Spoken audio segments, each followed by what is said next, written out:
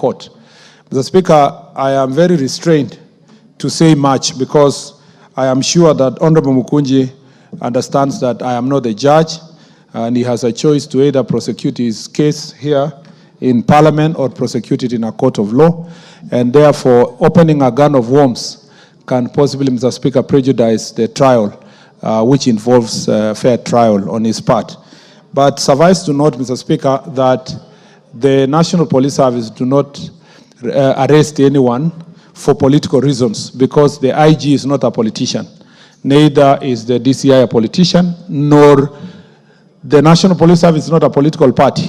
So, Mr. Speaker, there is no political scores to be settled.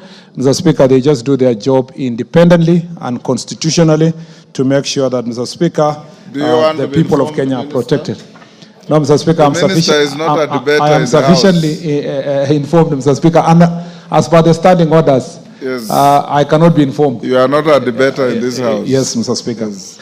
Mr. Speaker, lastly is to say that, Mr. Speaker. Yes, what's your point of order?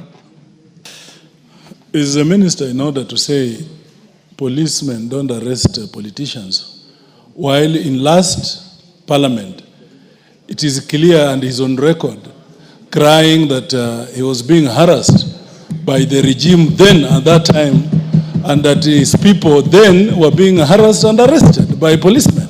Is he in order, Honorable Speaker? Yes. Mr. Speaker, the Cabinet Secretary is not here as a former senator. He is here in his capacity as the Cabinet Secretary.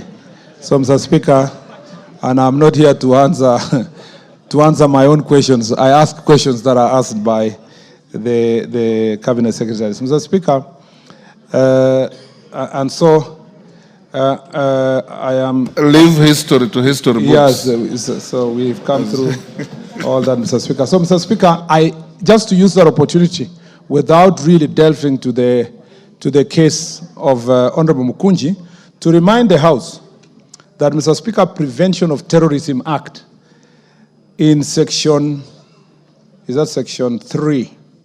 Sorry, I had to Google because I was not prepared for it. Section 2, Mr. Speaker, on the part of definitions, define a terrorism act, Mr. Speaker, to be one, it says, means an act or a threat of action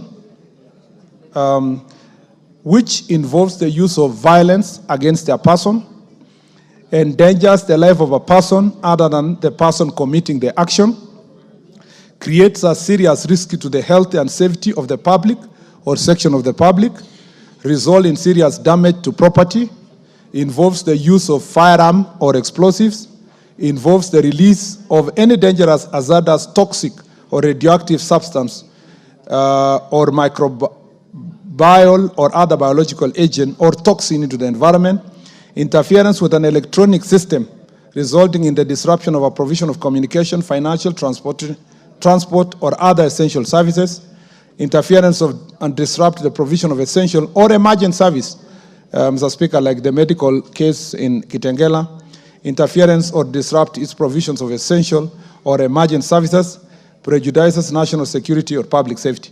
So, Mr. Speaker, it's in black and white. If your acts in any way involve use of force or violence, it is enough for you to be charged for terror. And, Mr. Speaker, you don't have to be Osama bin Laden to be a terrorist. It's enough, Mr. Speaker, once you invade a police station, ban a court, ban a supermarket, Mr. Speaker, ban government installation, create fear, use, Mr. Speaker, the opportunity you have to disrupt emergency services like medical services, transport, you are a terrorist. And so, Mr. Speaker, what's only remaining is to go through court process to find out whether Honorable Mukunji is culpable.